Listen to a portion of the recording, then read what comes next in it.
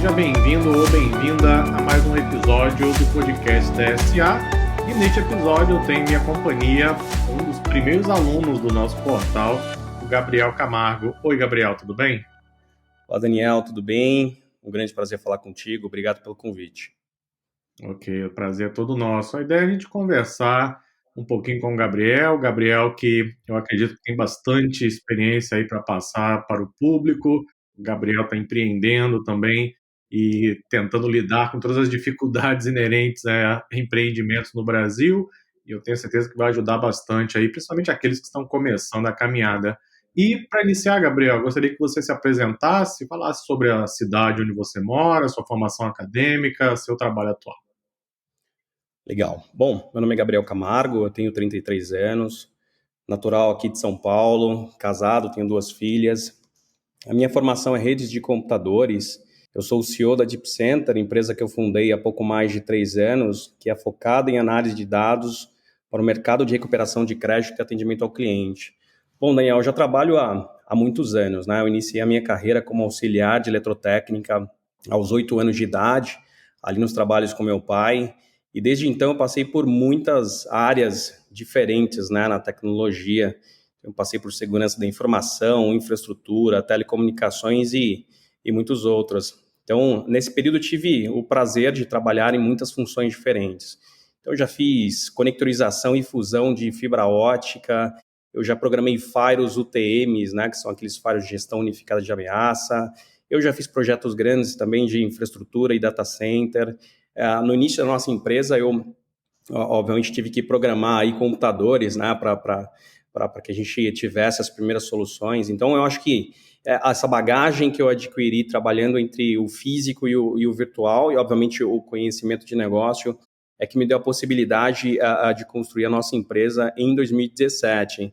Então, como você pode aí notar, né, e reforçou bem no início, acho que a DSA tem um papel muito importante na minha carreira, já que eu entrei em 2016 para o portal, ou seja, fui um dos primeiros alunos, né?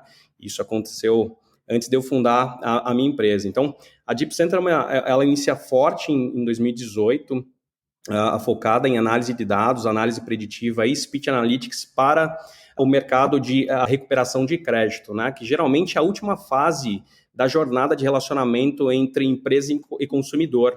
Então, o consumidor compra produtos, né, um veículo, uma casa própria, enfim, uma assinatura qualquer, com compromisso de pagamento das parcelas no futuro. E uma vez que esse consumidor ele se torna um inadimplente, né, por qualquer motivo, né, ficou desempregado, por exemplo, durante a pandemia, ele vai para uma fase de recuperação de créditos e uma série de ações são realizadas pelo contratante, pelo credor, em busca de recuperar esses créditos. Então, nós coletamos dados, né, das mais diversas fontes, são mais de 150 contact centers que estão plugados ao nosso sistema hoje.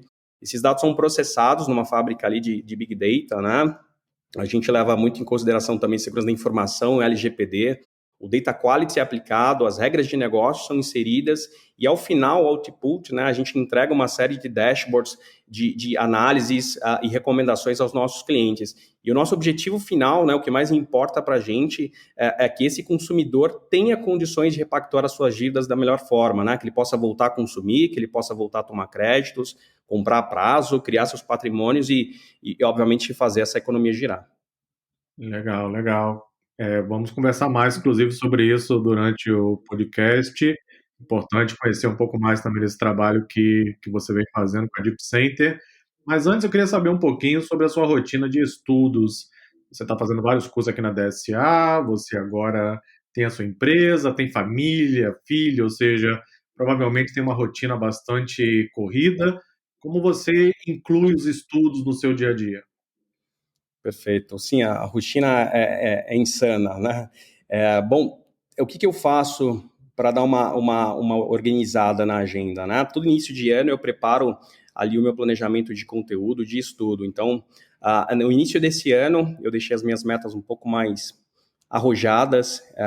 Eu vou buscar tirar de 1 a 2 certificações por mês na DSA. Então, levando em consideração que a gente tem ali uma carga horária de 40 a 60 horas, eu tenho que me dedicar 2, 3 horas todos os dias para eu cumprir as minhas metas, né? Um livro por semana Então, eu lia um livro a cada 3 semanas no ano passado, estou lendo um livro por semana e tem dado certo. Então, o que eu faço ali é separar as minhas 35 páginas, num livro médio aí de 220, 230 páginas, mais uma horinha de estudos todos os dias. Então, obviamente, a rotina é muito puxada, né? Para conseguir cumprir o que eu considero mais importante hoje, que são realmente os estudos, eu tenho que abrir mão de muita coisa. Então, não assisto TV, por exemplo, há alguns anos. Netflix, embora eu aprecie muito conteúdo, também não consigo acompanhar. Os noticiários, tem que pincelar exatamente, entrar no portal que a gente sabe que tem a notícia certa, entrar no quadro ali, por exemplo, no Valor Econômico, que a gente acompanha finanças. Eu tento extrair o máximo dessas informações que são relevantes e tirar o restante que possa me trazer uma distração, né? Então, pela manhã eu planejo meu dia e à noite eu foco nos estudos.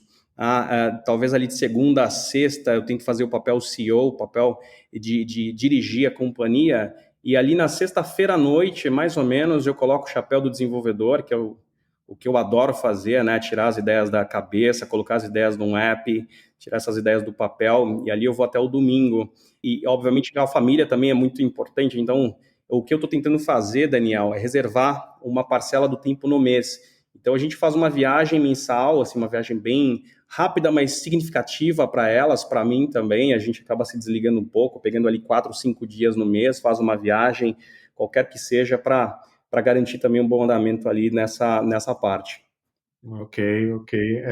Uma coisa que eu cito nas aulas, em vários cursos que eu ministro na DSA, é que eu adoro detectar padrões, não é? E quando você detecta um padrão, em geral, isso facilita bastante o aprendizado. E aí, ouvindo você falar sobre a questão de não assistir TV, né, deixar Netflix de lado, etc., para poder se dedicar a outras coisas, aí eu começo a perceber um padrão entre aqueles que empreendem, não é? Eu adoto basicamente a mesma regra, o mesmo padrão, outros empreendedores que eu conheço, ou seja, se você quiser realmente empreender, vai ter que abrir mão de algumas coisas sim, é impossível ter tudo, não é? E em geral, distrações e TV e outras coisas acabam ficando um pouquinho de lado. O próprio lazer acaba de alguma forma também sendo reduzido, mas é inevitável se você decide empreender. Ouvindo você falar, aí está um padrão daqueles que buscam realmente empreender no mercado de trabalho. Interessante. Vamos falar mais sobre empreender daqui a pouquinho, mas nos seus estudos, quais são suas maiores dificuldades? Quais têm sido suas maiores dificuldades? Matemática, estatística, programação, negócios, aquilo que você acredita que ainda precisa reforçar um pouco mais, ou aquilo que você tinha dificuldade, melhorou com os estudos? Fala um pouquinho para nós sobre isso. Bom, eu tenho uma certa facilidade de compreender esse conteúdo mais técnico, né? Principalmente na DSA, que traz sempre essa abordagem teórica e prática realmente sob medida. Realmente cumprir a rotina é bem difícil, é bem puxado, tem que ter muita disciplina, exige bastante da cabeça, né? Mas eu acho que programação no início ele foi desafiador, né? Eu sempre programei centrais telefônicas, roteadores, switches, mas eram coisas diferentes, né? Programar um roteador de borda, por exemplo, tem seus limites e propósitos, acho que bem definidos, né? Por exemplo, rotear pacote da LAN para WAN, né? Da rede local para a internet, da internet para a rede local. Tem um propósito muito bem definido, acho que central telefônica também, né? Conectar pessoas, programar troncos E1s, etc, etc. Então, tem funções bem definidas. Agora, a programação ela é aberta, a programação web, uma programação mobile, a criatividade é o limite. Né? E eu entrei forte, no início encontrei uma certa dificuldade ali com a lógica de programação, mas foi bem rápido e eu consegui superar. Então, talvez esse seja um ponto realmente no início desafiador. Me preparei bastante, estudo até hoje forte programação, para que, enfim, eu consiga melhorar cada vez mais. Exatamente, é isso aí. Esse é o caminho.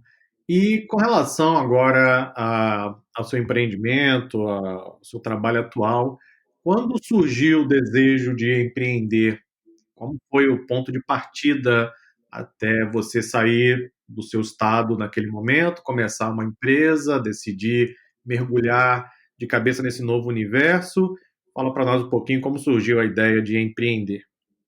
Bom, a ideia surgiu quando na minha empresa, na empresa onde eu trabalhava, eu imaginei que tinha chegado no teto, né? Então, eu vi as oportunidades de crescimento que eu tinha ali dentro e eu vi que eu tinha um teto, provavelmente o meu próximo patamar, eu já era diretor de tecnologia, então talvez eu já estivesse num ponto mais alto naquela empresa.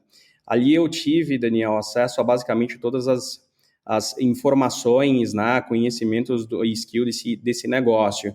Eu já tinha passado pelas áreas todas técnicas, eu já tinha feito grandes projetos, né, o ano de 2013, 2014, foram cerca de 35, 40 projetos ao ano, então projetos relevantes, né, desde cabeamento estruturado até aquele projeto de alta disponibilidade, com BCP, DRP de sites, então naquele momento eu já tinha toda a informação técnica, eu já tinha exatamente a informação do negócio, porque a gente já fazia, já trabalhava no setor ali no segmento de recuperação de crédito, e obviamente o desejo de empreender, né? Ele pinta quando eu vejo 2, 3 contratantes, clientes, naquele momento eram clientes ligados à telecom, eu digo que os clientes tinham uma necessidade, uma dificuldade em se tomar decisão. Falei, bom, eu acho que eu tenho uma solução aqui. Acontece que às vezes é moroso, às vezes é burocrático tentar intraempreender, né? Tentar fazer as coisas dentro de casa. Eu me senti ali no meu limite. Falei, bom, eu vou tentar, eu vou arriscar. E naquele momento eu montei ali os meus MVPs, eu fiz os meus protótipos, deixei ele de lado.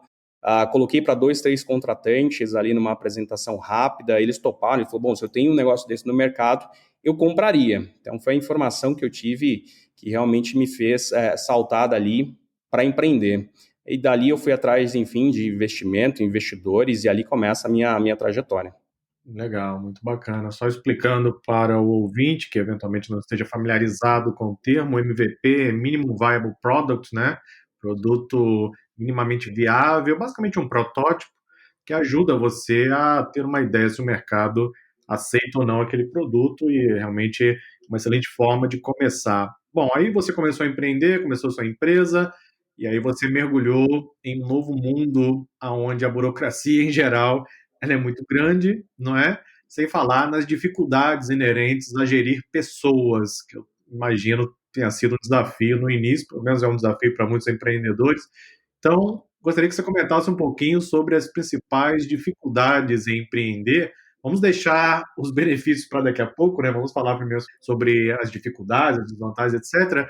O que exatamente acaba sendo mais difícil no dia a dia empreender? É a burocracia brasileira, que é massacrante? É gerir pessoas? É evoluir na parte técnica do seu produto, do serviço que você oferece? Quais são as maiores dificuldades? Bom, empreender realmente é isso, ela traz muitos desafios, né? Eu me lembro que o primeiro desafio era justamente compreender o problema de negócio que a gente estava ali disposto a resolver. Então, isso envolve uma pesquisa profunda de mercado, entender o tamanho desse mercado, né? Aquele mercado endereçável, saber se isso já está dominado, se é um oceano vermelho, ou se a gente pode ainda penetrar com mais tranquilidade, sem ter que ficar olhando no retrovisor. Então, é importante ter um business plan muito bem desenhado, maduro, falando inclusive sobre o retorno, sobre o capital investido. Então, tem que planejar muito no início, mas rápido, né, se você quer empreender. Talvez esse seja o principal, o primeiro desafio, porque quem nunca empreendeu, ter um plano completo é muito difícil, mas precisa ter ali uma bússola, né, pelo menos para onde você está indo. O segundo desafio também era a solução que eu estou desenvolvendo precisa ter um mercado. Né? Eu preciso, de fato, fazer soluções para que as pessoas realmente comprem, para que a sociedade possa consumir e pagar por isso. Então, a gente ficava de olho sempre no PMF, né? Poder encontrar sempre o ponto de equilíbrio. Então, a gente fica olhando o tempo todo isso, mencionando indicadores. Então, se você é do B2C, por exemplo, a gente tem que controlar o CAC, né, o custo de aquisição do cliente, tem que controlar o LTV, o Lifetime Value, buscando sempre um ponto de equilíbrio, um break-even. Isso é muito difícil para quem não tem esse conhecimento, né, esse momento onde você pode não estar ganhando dinheiro ainda, mas parou de queimar caixa. E eu acho que o tempo de uma startup, né, o tempo de vida, não é o tempo cronológico, é aquele tempo, é o caixa. O dinheiro acabou, mas as contas estão ali, você vai precisar continuar pagando os boletos.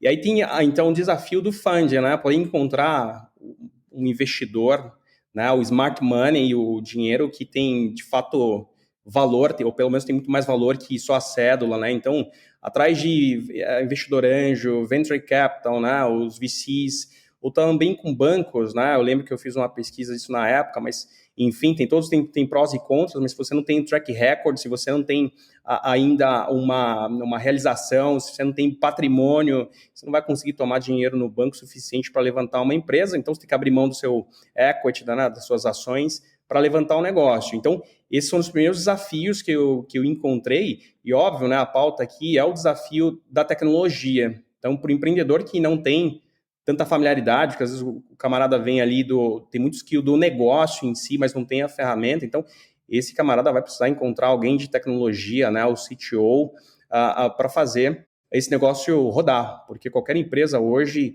ela tem que nascer já com esse viés tecnológico, né? Então você vai abrir, por exemplo, a fintech, talvez blockchain seja fundamental no teu negócio, né? Já que com dados imutáveis de uma rede blockchain, teu negócio vai ter mais segurança, ele vai ter mais goodwill, mais valor, e isso para você captar funding vai ficar mais fácil.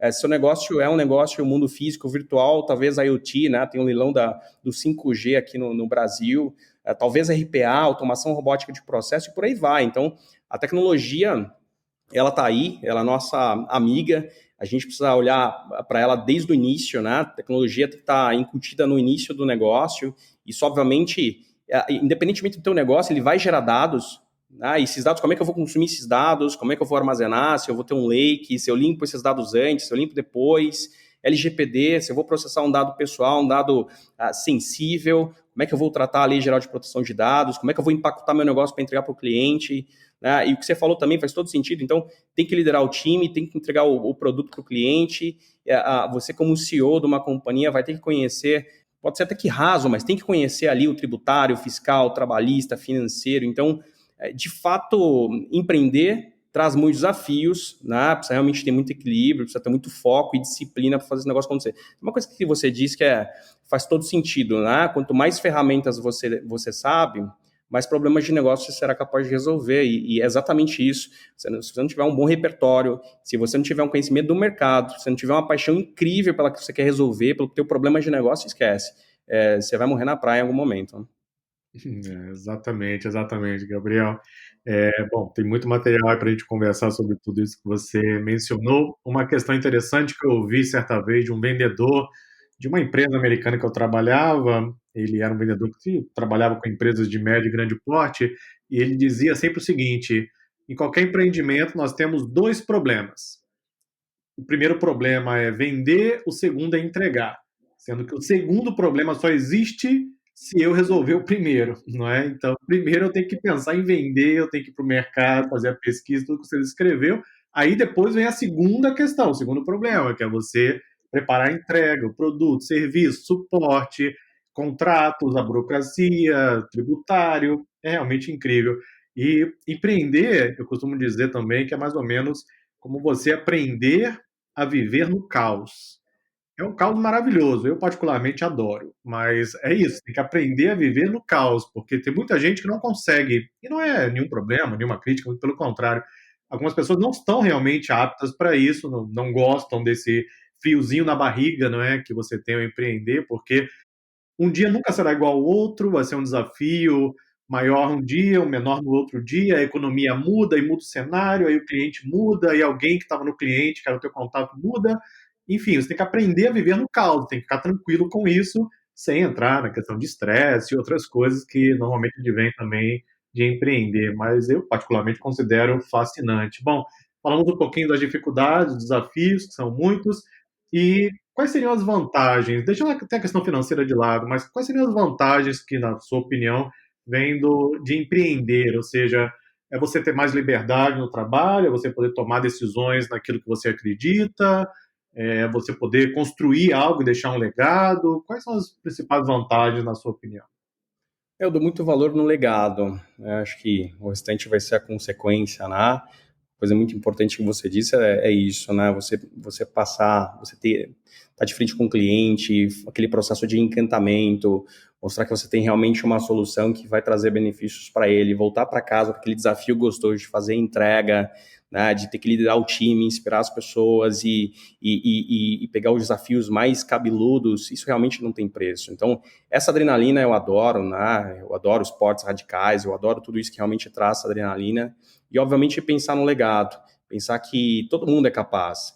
né? Eu não preciso ser um gênio, e eu não sou um gênio, eu sou talvez muito esforçado, eu tenho tudo em dia, tenho minha rotina de estudos, eu não vou deixar os estudos impactar a empresa impactar os estudos, família, etc. Então, esse desafio eu aprecio demais, eu adoro isso, poder escrever o nome e poder falar para minha família, para as pessoas que estão próximos, que é possível. Poder falar para as pessoas, para amigos que com disciplina, com foco, com muito estudo, a gente pode fazer qualquer coisa. Eu posso não conhecer, talvez, aqui de foguete, meu amigo, mas não vai demorar muito para que eu entenda exatamente sobre motor a combustão, sobre a aerodinâmica, sobre, enfim, sobre qualquer coisa. Pode ser que esse foguete ainda não dê ré igual o do Elon Musk, mas em algum momento ele sai daqui do chão, sabe? Então, isso é gostoso e esse legado eu aprecio bastante. Exatamente, exatamente. É a paixão, como você mencionou anteriormente, né? Você não está fazendo aquilo só pelo dinheiro. É claro que você tem que pagar boleto no final do mês, todos nós temos boletos para pagar, mas se é só o dinheiro que te move, provavelmente a motivação vai embora muito rápido. Tem que ser a paixão mesmo, né? O brilho nos olhos, aquela vontade de fazer, de entregar, de resolver problemas. Isso realmente faz toda a diferença. Eu diria não só para quem quer empreender, para funcionários também, para quem pensa em intraempreender, como você mencionou, isso faz toda a diferença. E como você tem visto o mercado atual de ciência de dados, inteligência artificial de um modo geral, como você tem visto o mercado e o que você acredita que deve acontecer aí para os próximos anos? Faz um pouquinho também de previsões aí para nós. Bom, a gente aqui, Daniel, tem que controlar o tempo todo a taxa de desemprego, né? Como a gente está falando de uma base de devedores, uma base de inadimplentes grandes, né? Antes da pandemia, a gente estava falando de pelo menos 64, quase 65 milhões de pessoas. E ainda até um pouco nebuloso, né? Porque teve muito subsídio, auxílios durante a pandemia. É muito difícil a gente calcular ainda, mas a gente está falando de uma base bem expressiva. A gente fala hoje de pelo menos 20 milhões de pessoas que estão entre os desempregados e os desalentados. Se a gente olhar esse número, a gente fica um pouco espantado, porque é um número que cresce, obviamente, ainda pelos efeitos da pandemia. Mas, por outro lado, vagas não faltam. Para bons profissionais, as vagas aí estão abertas, né? Esse profissional de classe AAA, né? O profissional que busca o tempo todo consumir conteúdos relevantes, com muita disciplina, que tira suas certificações em dias, soft skills, hard skills, como ciência de dados, como você falou, engenharia de dados, engenharia de machine learning, DevOps. Esses profissionais têm futuro, né? Nós buscamos esse profissional todos os dias. Os nossos clientes, eles perguntam o tempo todo, os bancos falam, olha, esses profissionais estão aí, você tem esse tipo de profissional aí dentro, né? Onde é que eu posso buscar esse profissional no mercado? Tem um estudo bem interessante, eu acho que de uma consultoria, de uma empresa de tech grande, que ele fala que 65% das crianças de hoje, né, ou seja, os nossos filhos, eles vão trabalhar em empregos que ainda não existem, ou seja, serão criados, né? E eu acredito muito nisso. A tecnologia, ela converge o tempo todo, ela se mistura o tempo todo, ela vai dando vida a novos frameworks e a cada vez que isso acontece, o legado vai se abstraindo, né? O suprassumo de 3 anos, hoje ele já não é mais. O Flutter, por exemplo, né? O SDK de desenvolvimento mobile do Google, ele nos permite escrever um código, um único código, em linguagem Dart, e publicá-los em 2 lojas. Eu publico no App Store e no Google Play. Pegar o estatístico mesmo, né, que já tem hoje funções prontas, preparadas, que faz com que ele pense só no negócio, ou que pense mais no negócio. A Amazon SageMaker, o H2O, te permite já fazer experimentação, modelos preditivos, já fazer o deploy com muito mais facilidade do que talvez há 3 a 5 anos, né? Os próprios containers do Docker, a gente estava discutindo inclusive isso ontem na empresa, já tira um pouco dessa dependência daqueles profissionais que eram especializados em hardware, aquele camarada que tinha que ficar controlando uma planilha de inventário de MAC address, né? Isso você dá na mão do dev, você faz com que o dev pense muito mais no negócio, tenha as ferramentas à disposição. Eu acho que a tendência é de elevação, né, para esses profissionais, para esses bons profissionais. A crise existe, mas acho que da crise a gente tem que sair mais forte, né? Se a gente olhar a crise de 2008, a crise da quebradeira dos bancos, a gente está falando que tem economias até hoje que sofrem daquele reflexo, que a taxa de empregabilidade não voltou nos patamares antes de 2008. Mas é isso, a crise ela vem, ela vai provavelmente ela transforma hábitos do consumidor, ela torna, como essa crise, a farmacêutica mais forte, o e-commerce mais forte, né, o varejo online, Logo, você vai precisar de mais algoritmos, eles precisam ser mais eficientes, você precisa de mais cientistas de dados. Então é isso, essa tendência forte de crescimento.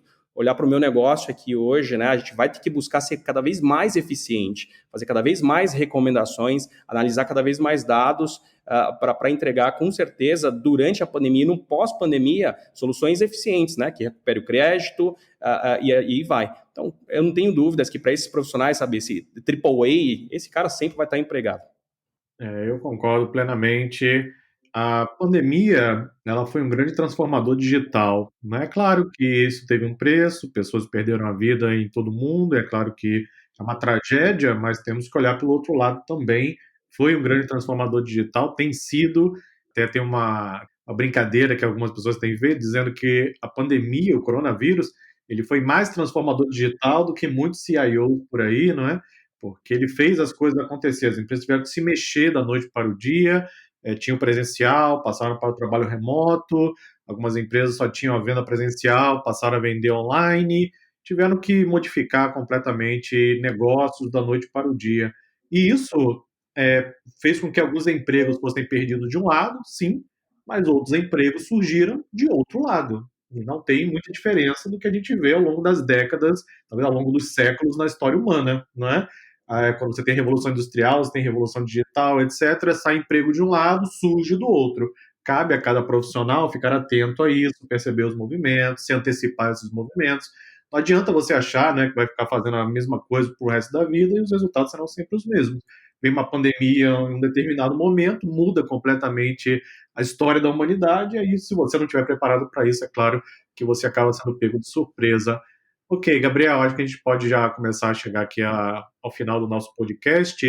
E, bom, para concluir, então, gostaria que você falasse um pouquinho aí sobre a sua empresa. Você apresentou um pouquinho no início, mas deixa um contato aí para quem quiser eventualmente conhecer um pouquinho mais do que vocês têm a oferecer. Fala um pouquinho sobre a sua carteira de produtos ou serviços, e assim a gente conclui o podcast. Perfeito. Hoje a Deep Center é uma empresa de análise de dados, está ali focada no mercado de recuperação de crédito e cobrança. Então, basicamente, a gente tem um ecossistema, Daniel, composto ali por contratantes, né, credores, então tem empresas ligadas a telecomunicações, a gente tem bancos, financeiras, enfim, fintechs, tem todo tipo de contratante de um lado, e do outro lado nós temos, geralmente, as empresas especializadas no relacionamento com o consumidor, com o cliente. A gente tem ali cerca de 150 contact centers que estão espalhados pelo Brasil, né, geograficamente. Então, muita empresa no Nordeste, tem muita empresa aqui no Sul, no Sudeste. Essas empresas estão conectadas à plataforma, pulsando dados multicanal o tempo todo, né? Então, ali tem dados de descagem, de acionamento, de CRM, WhatsApp, e-mail marketing, portais de negociação. Todos esses dados, eles são normalizados, eles são tratados, esses dados precisam estar em escala o tempo todo para que a decisão, obviamente, ela seja uma decisão sempre equilibrada, né? Tomada pelo contratante que está desse outro lado. A gente dá a possibilidade do contratante analisar uma empresa que está aparentemente aqui do lado, né? Como se a empresa estivesse atrás daquela porta. Então a gente aproxima muito quem está gerando os insumos, acionando o consumidor, com quem precisa tomar a decisão. E ao final a gente sempre entrega uma série de dashboards para que o contratante possa tomar a decisão. Bom, o contato aqui é comigo, né? Acho que a princípio gcamargo @deepcenter.com.br ou contato@deepcenter.com.br. Obviamente a gente vai ficar muito feliz com qualquer contato. Tá ótimo, com certeza. A gente vai colocar também os dados aqui nos comentários do podcast, para quem quiser conhecer um pouco mais do serviço da sua empresa, eventualmente entrar em contato. O podcast tem recebido uma audiência incrível, então eu acredito que, quem sabe aí também possam surgir novas oportunidades, talvez até também profissionais, né, que estejam interessados aí em fazer parte desse belo projeto. Bom, Gabriel, foi um grande prazer conversar com você. Muito obrigado pela sua participação. Eu quero agradecer a você, Daniel, obrigado pela oportunidade. Eu realmente tenho a grande sorte de falar contigo, né? Uma pessoa tão iluminada, de sabedoria, que vem nutrindo aqui a gente que é empreendedor, que vem colocando tantas pessoas em melhores empregos. Então, muito obrigado, tá, por tudo. Ok, Gabriel, nós que agradecemos com certeza a confiança aí dos alunos ao longo de todo esse tempo. E assim nós concluímos mais um episódio do podcast da SA.